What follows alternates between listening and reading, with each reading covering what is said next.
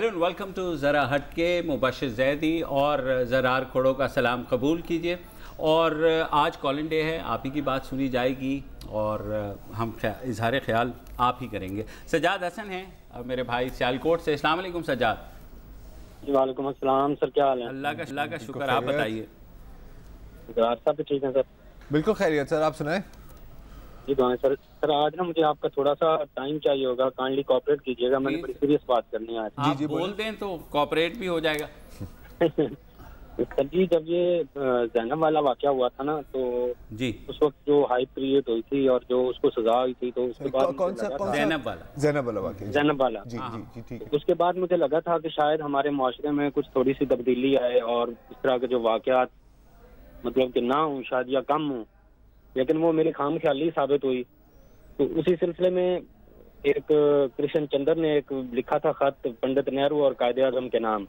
Okay. तो sir मैं वो उसका थोड़ा सा जो है ना वो इक़्तिबास आपको पेश करना चाह रहा हूँ, जो हमारे माशरे में आजकल हो रहा है। सर वो उसका जो उन्वान है वो है पंडित नेहरू और कायदे आजम जना के नाम एक तवायफ का खत। ओके। मुझे उम्मीद है कि इससे पहले आपको किसी तवायफ का खत नहीं मिला होगा। मैं ये भी उम्मीद करती हूँ कि आज तक आपने मेरी कमाश की दूसरी औरतों की सूरत नहीं देखी है। मैं ये भी जानती हूँ कि आपको मेरा ये खत किस कदर मायूब है, और वो भी ऐसा खुला खत। मगर मैं क्या करूँ, हालात कुछ ऐसे हैं और इन दो लड़कियों का तकाजा इतना शदीद है कि मैं खत लिखे बगैर नहीं रह सकती। ये खत मैं नहीं लिख रही, ये खत मुझसे बेला और बतूल लिखवा रही हैं। बेला और बतूल क्यों मुझसे ये खत लिखवा रही हैं, उनका तकाजा इतना शदीद क्यों है? बेला मेरे पास 5 साल से है, मुझसे पहले वो एक मुसलमान दलाल के पास थी। बेला की उम्र 12 साल है, अपने घर में होती तो आज 5वीं जमात में दाखिल होती, फिर पढ़ती, थोड़ा आगे बढ़ती, फिर उसके माँ बाप उसका ब्याह किसी शरीफ घराने के लड़के से करा देते। वो अपना छोटा सा घर बसाती अपने खामन से, अपने छोटे बच्चों से। लेकिन इस नाजुक कली को बेवक्त खजा आ गई है। अब बेला की उम्र 12 बरस नहीं मालूम होती। उसकी उम्र थोड़ी है लेकिन उसकी जिंदगी बहुत बुरी हो चुकी है। उसकी आंखों में जो डर है, इंसानियत की जो तलखी है, मौत की जो प्यास है, कायदे आजम साहब शायद अगर आप उसको देखें तो अंदाजा कर सकें। आपने शरीफ घरानों की लड़कियां तो देखी होंगी, शायद आप समझ जाएं कि मासूमियत का कोई मजहब नहीं होता, वो सारी इंसानियत की अमानत है, सारी इंसानियत की मिरास है। बेला और बतूल सगी बहनें नहीं है। बेला अगर रावलपिंडी से आई हो तो बतूल जलंधर से आई है, वो कश्मीरी और नस्ल है। बतूल अपने बाप की 7 औलादों में से सबसे छोटी, सबसे लाडी और सबसे खूबसूरत है। पंडित जी आप तो खुद कश्मीर और नस्ल हैं। ये खूबसूरती आज मेरी गंदगी के ढेर में गड़मड़ होकर इसमें पड़ी है, और इसको परखने वाला अब शरीफ आदमी कोई नहीं। वो 11 बरस की तो है, वो चंद दिन पहले ही 500 रुपए में मैंने हिंदू दलाल से खरीदी।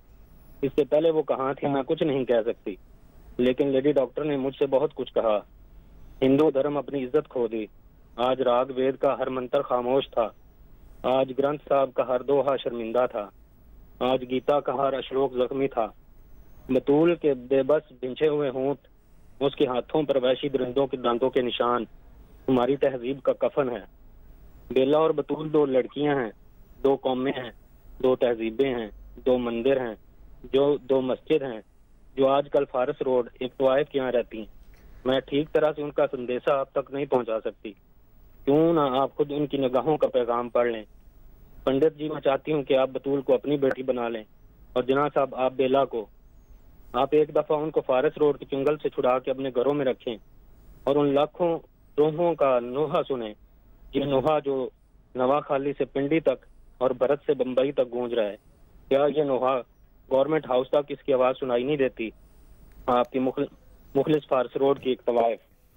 सर हमारे माशरे में भी कुछ ऐसा ही हो रहा है। नहीं लेकिन सजाद भाई माजरत के साथ इसका ज़ैनब के केस के साथ आप क्या कनेक्शन बना रहे हैं इस खत का? मैं कनेक्शन ये बना रहा हूँ कि जिस तरह हमारी मासूम बच्चियों के साथ जो कुछ हो रहा है, और जो कुछ मतलब कि हम जो हमारे ऐवान इक़्तिदार में जितना हम ढंढोरा अभी अब ये मुबशरा का हुआ, जो 6 साल की मुबशरा थी, ये फैसलाबाद का हुआ, तो ये हमारे मीडिया तक पहुंचता है, आप तक पहुंचता है, ऐवानों तक क्यों नहीं पहुंचता?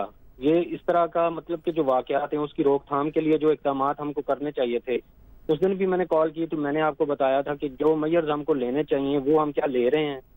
जो उस वक्त NGOs एक्टिव हुई थी, क्या वो जो एक सॉफ्ट टच का, बैड टच का, वो जो हमारे वादे किए थे कि निजाम हमारे निसाब में उसको शामिल किया जाएगा, बच्चों को एजुकेट किया जाएगा कि वो किस तरह हम अपने बच्चों को। अच्छा देखिए सजाद भाई, कुछ हद तक ऐसा हुआ है।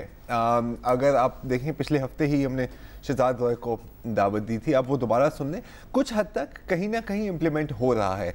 लेकिन अगर आपका ये ख्याल था कि ये ज़ैनब की केस को जितनी प्रोजेक्शन मिली है तो इसका मतलब है कि इसके बाद ऐसा कोई केस सामने नहीं आएगा, तो आई एम सॉरी, ये फिर खुशफहमी ही है, क्योंकि जो इस तरह के दरिंदे हैं वो तो अपनी कार्रवाई नहीं रोकेंगी। हम ज़्यादा से ज़्यादा ये हम देख सकते हैं, और इस तरह के हमने बड़ी केसेस देखे हैं कि इतना हम लोगों को बतौर माशरे के हिस्सा होने के हमें इतनी आगाही होनी चाहिए कि जी अगर आप देखते हैं कि कोई छोटी लड़की किसी और के साथ घूम रही है, आप कम से कम रोक के पूछ लें। और इस तरह के 2 केसेस हुए हैं। एक ऑटो रिक्शे वाले को पकड़ा गया क्योंकि वो एक छोटी लड़की थी, उसने कहा कि इधर आओ मेरे रिक्शे में बैठो, मैं तुम्हें केला खिलाती हूँ। तो जो इर्द गिर्द के लोगों थे उनसे पूछा कि भाई तुम कौन हो, और फिर उस पर मुकदमा भी हुआ। तो इस हद तक चीज़ें होती हैं, लेकिन ये हम कभी ना सोचे कि रातों रात सारी चीज़ें बदल जाएंगी, ऐसा नहीं होने वाला। सीधी मोहम्मद शाहिद सिद्दीकी साहब हैं कराची से। अस्सलाम वालेकुम सर। अस्सलाम वालेकुम, खैरियत से हैं आप लोग? अल्लाह का शुक्र सर। वो सब मिसिंग हैं आज। जी वो इस्लामाबाद आपकी वजह से।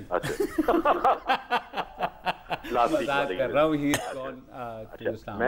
मैंने आज आपसे बात करनी है, एक वाकया सुनाता हूँ।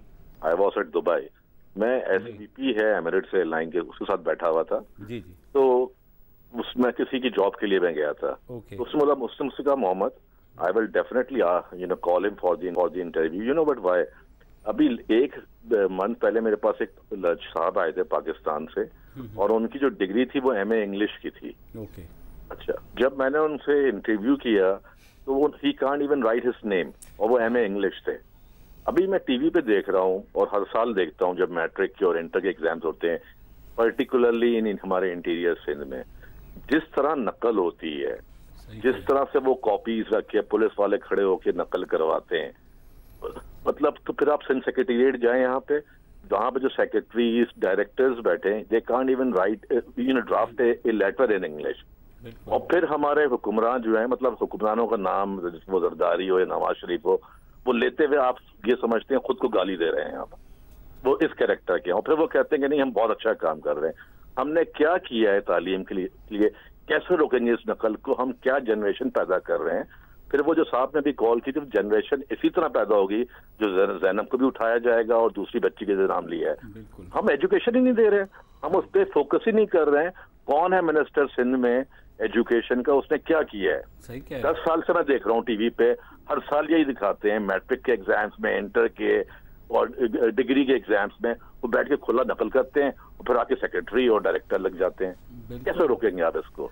इस पे बिल्कुल फोकस करवाइए, इनको बुलाएं, इनको ये जो चीफ मिनिस्टर हैं या जो एजुकेशन मिनिस्टर हैं, क्या हाल है इनका इसके पास? बिल्कुल। और आपने इन्होंने बड़ी सही बात की। आज मैं अपनी कॉलीग से बात करता हूँ, उनकी बेटी का कल पेपर था, वो गई और खासी तैयारी करके उन्होंने देखा कि वहाँ पे मोबाइल के थ्रू, अब मोबाइल के थ्रू बाकायदा उनको आंसर्स आ रहे हैं और बच्चियाँ लिख रही हैं।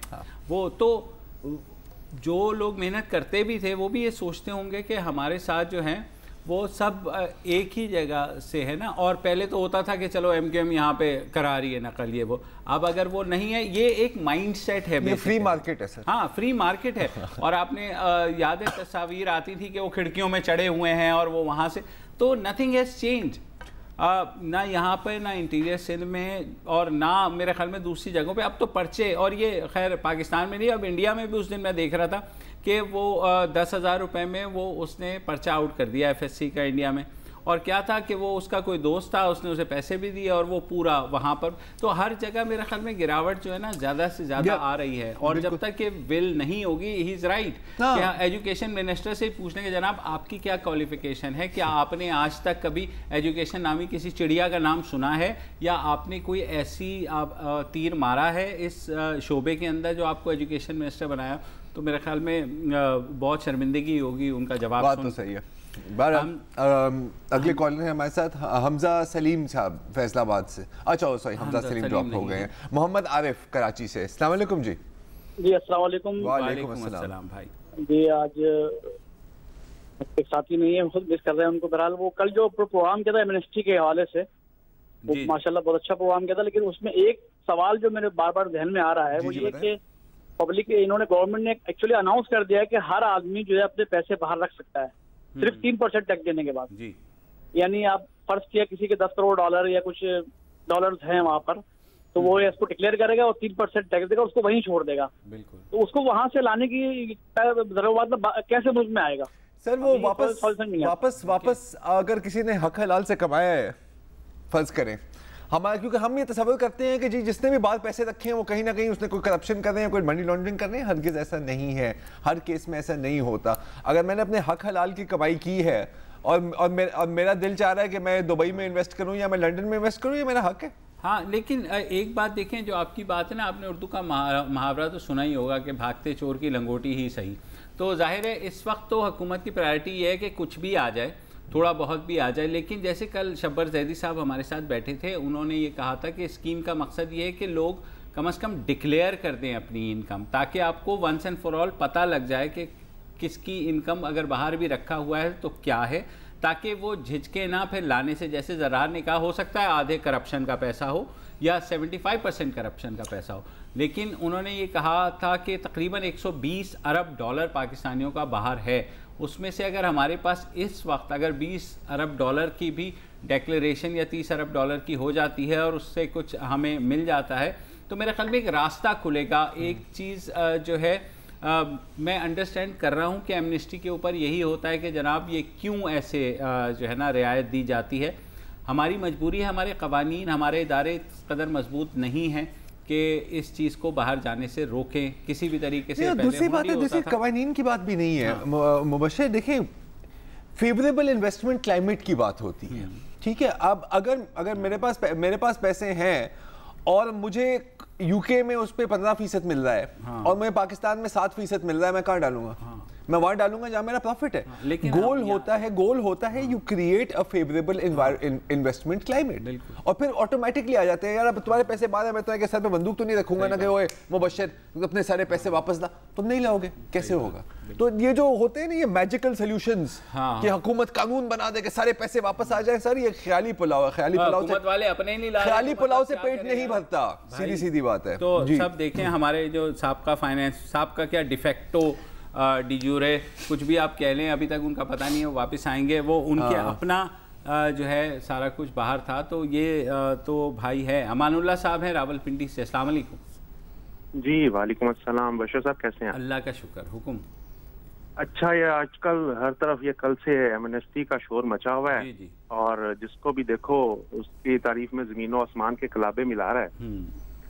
मेरा एक छोटा सा सवाल ये था कि एक उसमें उन्होंने कहा है कि अगर आप अपनी जो भी जायदाद खरीदते हैं जी, उसकी कोई भी वैल्यू आप डिक्लेयर करते हैं जी, उस पे 1% गालबन आपको एडवांस टैक्स देना, और वो 1% ही उस पे प्रॉपर्टी टैक्स जो सूबे लगाएंगे।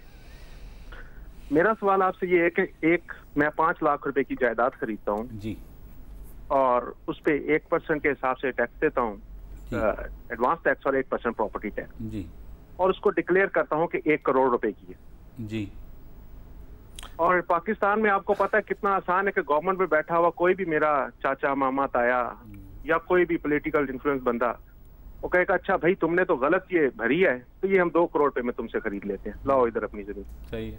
तो ये करप्शन का एक कितना बड़ा दरवाजा खोला गया है, और अब तक कितनी जमीनी खरीदी जा चुकी होंगी इसी मकसद के लिए। सर इतना आसान नहीं है, इतना आसान नहीं है। जैसे इंडिया में भी ये हो चुका है, इंडोनेशिया में अभी हुआ है, जो हमें कल शब्बर जैदी साहब ने भी बताया कि वहाँ तो 168 बिलियन डॉलर इसी उसमें वापस आए हैं प्रॉपर्टीज़ वगैरह के ऊपर। और ये हुकूमत का राइट होता है, क्योंकि बहरहाल प्रॉपर्टी में हमने देखा है कि मसाइल होते हैं और अंडर इन्वॉइसिंग होती है। आज ही हम यहाँ बात कर रहे थे तो हमारे एक जानने वाले हैं जिन्होंने कहा कि उन्होंने 18 लाख का एक फ़्लैट लिया, लेकिन जब उसकी लिखत पढ़त हुई तो प्रॉपर्टी डीलर ने खुद कहा कि जी 9 लाख लिख दें। उसने कहा जी मैं तो 18 लाख दे रहा हूँ, तो मैं 9 लाख कैसे लिखूँ? उसने कहा जी आपको टैक्स बच जाएगा तो आप लिख दें। तो इस तरह के बहुत सी चीज़ें होती हैं जिनको कहीं ना कहीं बहरहाल पकड़ना ज़रूरी है। ये जो अभी अमानुल्लाह साहब जो आप जिक्र कर रहे थे ना हकीकत में इसका उल्टा होता है, जैसे अभी मुबश्शिर बताया था कि होगी 5 करोड़ की, आप लिखेंगे 50 लाख की। तो इसको पकड़ने के लिए मुझे जो इसकी समझ आ रही है, तो हुकूमत कहेगी अच्छा सर ये 50 लाख की है तो फिर आप तो बड़े खुश होंगे, हमारे से करोड़ ले लें। अब एक्चुअली तो आपका 4 करोड़ का नुकसान हो गया ना वहां पे।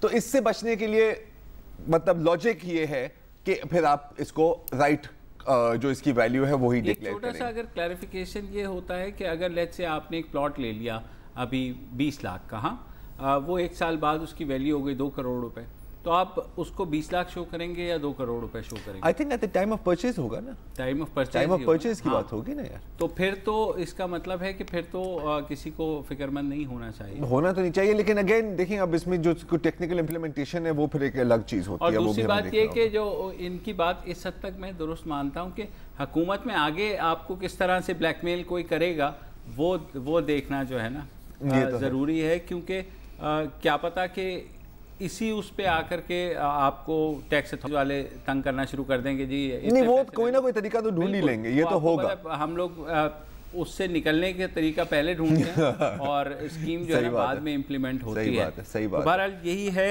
एक ब्रेक ले लेते हैं, एक ब्रेक ले लेते हैं, ब्रेक के बाद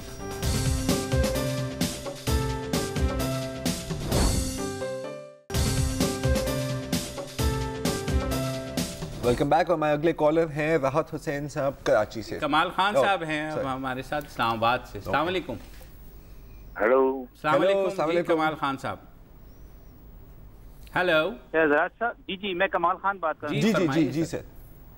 अच्छा मैं सिर्फ मेरा ये क्वेश्चन था थोड़ा सा, क्योंकि हम लोग आपके प्राइम टाइम के टॉक शॉक सारे बहुत ज़ौक़ शौक से देखते हैं, और मेरी ऑब्जर्वेशन ये है कि हम एक ये जो suo motu notice standing committee के जो नोटिस जारी होते हैं उसके बाद सारी इन्वेस्टिगेशन होती है और फिर सब कुछ नैब में भेज के FIA में भेज के सब गायब हो जाते हैं और हमारी मीडिया रिपोर्टिंग भी वहीं तक रहती है। हम इस विशेष सर्कल में फंस के रह गए हैं, लेकिन कभी आज तक इस बारे में कोई रिपोर्ट नहीं सामने आई कि हुआ क्या और उस लूप होल्स को प्लग कैसे किया गया। और माफ कीजिएगा मीडिया में भी कोई ऐसी रिपोर्ट नहीं नजर आती कि जिसे पता चले कि जी ये सारी इन्वेस्टिगेशन हुई, इनकी फाइंडिंग्स ये थी और इसको इस तरह प्लग किया जाता जिस पर डिबेट की जा सकती। मसलन आप अगर कोई मिसाल दें एक। मसलन आपका आजकल ये पहले दूध का बहुत शोर मचा हुआ था, सब कुछ गायब हो गया। फिर वो आपकी ये जो थी लैंड एक्विजिशन, लैंड माफिया के मामला था जो नैब में है, ठीक है। फिर ये आपकी जो एग्जैक्ट का एक मोटो नोटिस हुआ था और इस तरह की एग्जैक्ट तो एक बहुत ही क्या कहते हैं ना हाई प्रोफाइल केस हो गया। इस तरह की जाली डिग्रियों वाले काफी केसेस हैं, लेकिन उनको आप बजाय इसके कि आप उसको भी रोकते, एग्जैक्ट को एक खास लेवल तक ले जाके हाईलाइट किया, फिर उसके बाद सब कुछ गायब हो गया। कमाल भाई मसला सिर्फ ये होता है कि जब अदालत में मसला चला जाता है ना तो थोड़ा सा वक्त लगता है कि अदालत उसको जब टेकअप करती है। अब एग्जैक्ट के मसले में आपको पता है कि वो बेंच ही नहीं बन पा रहा, 3 बेंचेस जो हैं अभी तक 3 जजेस ने रिफ्यूज़ कर दिया है समहाउ, जो भी वजह होगी। दूध के बारे में बिल्कुल आपकी वैलिड ऑब्जर्वेशन है कि एक हफ्ता कम से कम आता है जिसमें हम देखते हैं दूध धड़ाधड़ वो ज़ाया कर रहे हैं कि केमिकल मिला हुआ है और फिर उसके बाद कोई खबर ही नहीं आती। तो हमारी भी कोताही है मीडिया की, आप बिल्कुल सही कह रहे हैं। और हमारे अंदर भी ये डिबेट होती है कि हम फॉलो अप जो है क्यों नहीं करते किसी भी चीज़ को, लेकिन हमारे यहाँ इश्यूज ऐसे हैं मेरे ख्याल में हफ्तावार चलते हैं। नहीं और इतनी तेजी से आते हैं हाँ कि मतलब अगर आप इतना फॉलो अप करेंगे तो आपको प्रोड्यूसर खुद कहेंगे कि यार ये मतलब 4 दिन से आप दूध की बात कर रहे हैं, बहुत हो गए। एक मुझे चीज़ याद, बच्चे ना बने। हाँ एक मुझे इससे एक चीज़ याद आती है कि मैंने पहले जॉब की थी ना, वो एडिटर थे इमरान असलम साहब। तो उन्होंने एक बात की थी हमेशा मुझे याद रही है। उन्होंने कहा कि यार हम जो पाकिस्तान में जो मीडिया है ना, हम वो हैं जैसे वो जो वॉल चॉकिंग करते हैं। हाँ एक दिन चॉकिंग की परफ्यूम चौक, किसी दिन अगले दोस्त किसी ने उसको चूना लगा दिया बंगाली बाबा। फिर मतलब it is temporary, it be a graffiti artist. तो ये बात आपकी सही है। और जहाँ तक सुओ मोटो नोटिस की बात है तो अदालत बिल्कुल बसद एहतराम सुओ मोटो नोटिस ले लेती है, लेकिन अल्टीमेटली क्योंकि अदालत का काम नहीं है, अदालत भी डायरेक्शंस दे करके फिर दूसरी तरफ चली जाती है। अब ये तो हुकूमत इंतज़ामिया का मसला है कि वो उन डायरेक्शंस को किस हद तक इम्प्लीमेंट करते हैं। जी बिल्कुल। अच्छा अगले कॉलर में अब्दुल रज़ाक कराची से। अस्सलाम वालेकुम रज़ाक साहब। वालेकुम अस्सलाम जनाब, क्या हाल है? बिल्कुल खैरियत से, आप सुनाएं। जी सर। बस और जरा साहब और मुबश्शिर साहब बहुत बहुत अस्सलाम वालेकुम। वालेकुम अस्सलाम सर। हाँ जनाब, बस आप आवाज तो पहचान गए होंगे, बिल्कुल पहचान लेते होंगे। हाँ, कल मैंने स्कीम जो आई मार्केट में कहा गया कि जनाब 1 लाख रुपए से तक जिनकी आमदनी होगी उनसे टैक्स नहीं लिया जाएगा। काश के हम UBI वाले भी 1 लाख के अंदर पहुंचे, 1 लाख से ज्यादा हो तो हम भी मुल्क की खिदमत करें टैक्स नहीं करके, हमारा अपना गुजारा नहीं हो पा रहा है। और जनाब बस वो शेर कहने को नहीं चाहता, जनाब उम्र दराज मांग के लाए थे 4 दिन, 2 आरज़ू में कट गए, 2 इंतजार में, हमें कब हमारा ये फैसला होगा। 26 तारीख को होने वाला था। जी बिल्कुल जनाब, जिस जनाब साकिब निसार साहब से गुजारिश करूंगा, हाथ जोड़ की गुजारिश करूंगा कि बराए मेहरबानी इस पेंशन को हमारी बजट तक तो कम से कम बढ़ा ही देना। 5250 में क्या होगा, क्या रोटी खाएंगे, क्या दवाइयाँ खाएंगे। सही बात है। और बड़ा शुक्रिया जनाब आपका। We also like to appreciate कि आप बहुत अच्छा करते हैं कि कॉल करके अपनी आवाज उठाते हैं, कहीं ना कहीं किसी ना किसी उम्मीद तो यही है, पहुंच रही है। उम्मीद तो यही है, और उम्मीद है कि इस बजट में पेंशनर्स के हवाले से भी कुछ तजावीज़ रखी जाएंगी। एक वक्फा ले लेते हैं न्यूज़ अपडेट्स के लिए, उसके बाद वापस आते हैं।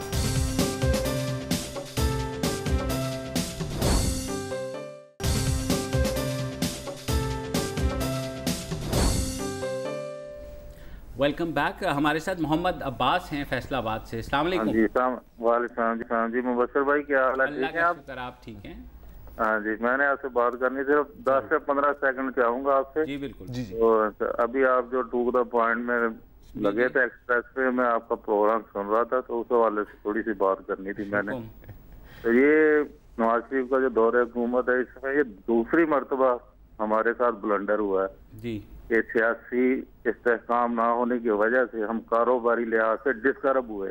सही बात है। मैं कसम खा के कहता हूँ कि धरनों के दिनों में हमारे यानी नसीब अच्छे हैं कि हम गिर के फिर खड़े हो गए। सही बात। गिर के फिर खड़े हो गए जो। और अब ये दूसरी दफा जब से ये 28 जुलाई का फैसला आया है, आप सोच नहीं सकते कि कारोबारी लिहाज से हम कितने डिस्टर्ब हो गए हैं। हमारा पैसा कितना मार्केट में ब्लॉक होगा, कितने लोग पैसा लेके भागे हैं मंदे की वजह से। ठीक है, जो मैं आपके 2-3 चैनलों के साथी है ना, मैं आपके जरिए उनको पैगाम देना चाहता हूँ। आप लोग तो है तनख्वाहदार, आपको तो तनख्वाह महीने बाद मिल जाती है। आपको हमारे दुख दर्द का एहसास नहीं है कि इस मुल्क में इस्तेहकाम कितना जरूरी है। सही बात। ठीक है ना, जो 2-3 चैनल आप भी समझेंगे कौन से हैं। बिल्कुल ठीक है, अब जियो बंद कर दिया गया है। ठीक है, मैं कसम खा के अब कहता हूँ, बेशक हम नवाज शरीफ को बोल ना देते, अब नवाज शरीफ हमारी जिद बन गया है, जिसने इसको रोकना रोक ले। बात है मेरे आप बिल्कुल। यहाँ तक अब हमारे जेन बन गए हैं, ये बंदा हमारी जिद बन गया, जिसने हिम्मत है रोक ले। ठीक है, ठीक है बात साहब, बिल्कुल आप एज अ वोटर आपका राइट है कि आप जिसको वोट दें। ऐसे मुस्तफ़ा साहब हैं कराची से। वालेकुम अस्सलाम। कैसे हैं भाई? बस बात दरअसल ये है कि मैं उम्र के हिस्से में पहुंचा हुआ हूँ जी भाई, कि जहाँ कहा जा सकता है कि खबर में पैर लटकाए बैठे हैं। आज मरे जिंदगी दे ऐसी, आज मरे कल दूसरा दिन। दरअसल ये है मुबशिर साहब जी सर कि आपको पता है कि कराची में आजकल ये जो धोखेबाजी बहुत ज्यादा हो रही है कि जाली पेपर पे मकान बेच दिया जाता है, बिल्कुल जाली पेपर पे प्लॉट बेच दिया जाता है। इसका विक्टिम मैं भी हूँ। बात दरअसल मैं आपके तमस्सुक से chief justice Sindh high court और चीफ जस्टिस साहब सुप्रीम कोर्ट से अपील करूंगा कि इसका नोटिस लें। बात दरअसल ये है कि कुछ वकीला का ग्रुप है वकीला का कि जो जाती कर रहा है पैसे लेकर उन चीटरों के साथ जो धोखेबाज हैं, जो जाली पेपर बनवा के बेच रहे हैं, और जो बेचारे पैसा देकर वो मकान खरीदते हैं या प्लाट खरीदते हैं, उनके खिलाफ वो फैसला ले आते हैं पैसे देकर। उनका काम ही यही है कि अदालतों में पैसे देकर इंसाफ खरीद लें। लिहाजा मैं चीफ जस्टिस साहब से अपील करूंगा कि खुदारा इन चीज़ों पे बहुत सीरियसली नोटिस लें। जो लोग फंसे हुए हैं, जिंदगी भर की कमाई उनकी लुट जाती है।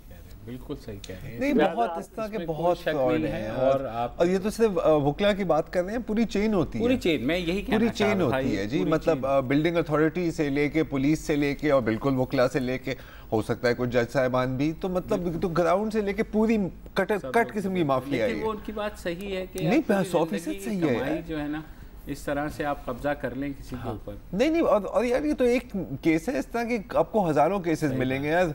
बिल्डिंग सोसाइटीज, कितने लोग डेली बेसिस पे कहते हैं कि जी सो बिल्डिंग सोसाइटी में हमारे साथ ये फ्रॉड हुआ है। हजार इस तरह के केसेस हैं। एनीवे, मोहम्मद एहसन साहब हैं, अगले कॉलर दुबई से। अस्सलाम वालेकुम जी। वालेकुम अस्सलाम। सही, हेलो जी सर।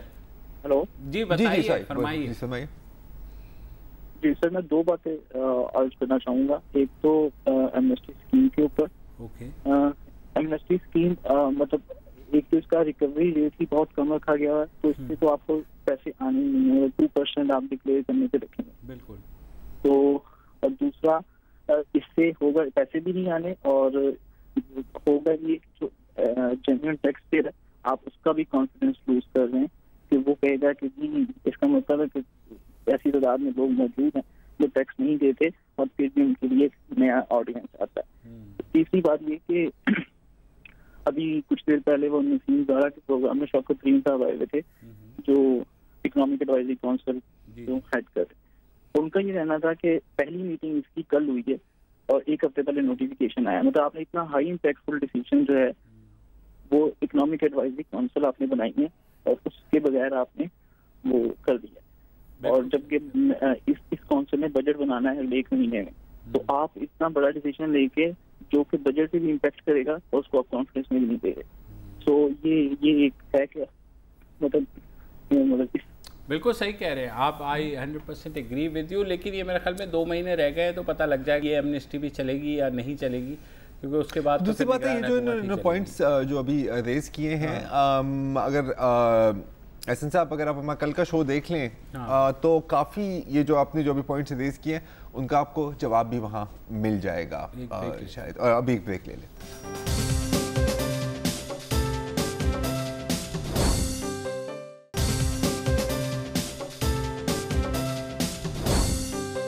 Welcome back. और हमारे अगले कॉलर हैं इरमा अली फ्रॉम कराची। अस्सलाम वालेकुम जी। अस्सलाम वालेकुम। वालेकुम अस्सलाम। कैसी हैं आप? जी मैं ठीक हूँ, मुझे बहुत खुशी हो रही है मुबश्शिर सर से बात करके, मैं उनको फॉलो करती हूँ। शुक्रिया। मुझे यकीन जरार को भी फॉलो करें, मुझसे ज्यादा इंटरेस्टिंग आदमी है। नहीं लेकिन जरार सर रिप्लाई नहीं करते, आप इंटरेक्ट बहुत करते हैं। या मैं 24 घंटे रिप्लाई कर रहा होता हूँ। ये मतलब अभी यार ये नहीं करेंगे, फेक न्यूज़। एनीवे फरमाइए सर। मुझे 1-2 चीजों के बारे में बात करनी थी। एक तो ये कि आज ये लैंड के बारे में बहुत बात हो रही है। एक PIDC सोसाइटी होती थी, कोऑपरेटिव सोसाइटी जी, और बहुत पहले लोगों के काफी, मेरा उसमें से कोई ताल्लुक नहीं है लेकिन कुछ लोग हैं जिन्होंने मुझे कहा था, तो मैं बात कर रही हूँ। तो वो कोई सिंध गवर्नमेंट के खिलाफ ही कोई केस चल रहा है, उन्हीं का कब्जा वगैरह है उस पर। 6-7 साल से कोई केस चल रहा है supreme court, Sindh high court में। तो मगर जो है वो हर महीने तारीख पे तारीख मिलती जा रही है और उसका कोई हल नहीं निकल रहा अभी तक। और क्योंकि वो सिंध गवर्नमेंट के खिलाफ ही केस है PIDC वालों की तरफ से, तो अभी तक उसका कुछ हल नहीं निकला। 7-8 साल हो चुके ऑलमोस्ट। अनफॉर्चुनेट है, बिल्कुल निकलना चाहिए। जितनी भी ऐसी कोऑपरेटिव सोसाइटीज़ होती हैं बड़े मसाइल होते हैं, क्योंकि हुकूमत या कोई भी पावरफुल जो क्वार्टर है वो बड़ा वकील कर लेता है और वो तारीख पे तारीख लेना तो बड़ा आसान काम है। फरमाइए अगली बात।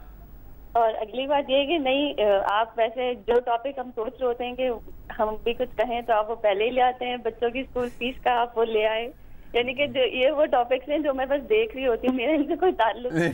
मुझे अच्छा लगता है कि आप बड़ा यानी कि इस पर बात कर लेते हैं। बस ये मुझे 1-2 चीजें यही बोलनी थी। चलिए बहुत शुक्रिया इरमा। और हमें भी खुशी हुई कि आपको लगता है कि हम वो टॉपिक्स उठाते हैं जो आप सोच रही होती हैं, दीगर नाज़रीन सोच रहे होते हैं। कोशिश हमारी यही होती है कि वो जो है ना ये रिवायती जो पॉलिटिकल टॉक शो से हट के बात की जाए, लोगों के बारे में बात की जाए। तो बहुत शुक्रिया, आपने अप्रिशिएट किया। ज़फ़र साहब हैं दुबई से। अस्सलाम वालेकुम। जी वालेकुम सलाम, कैसे हैं आप? अल्लाह का शुक्र। फरमाइए। मैंने बेसिकली थोड़ी सी बात करनी है एमनेस्टी स्कीम के बारे में। बिल्कुल कीजिए। हाँ जी, बेसिकली जो मैं यहाँ पे तकरीबन पिछले 10-11 साल से रह रहा हूँ, और जो मैंने ऑब्जर्व किया है कि हमारे पाकिस्तान से जो एक बहुत बड़ा प्रॉब्लम है वो है मनी लॉन्ड्रिंग का, बी इट स्मॉल और बिग।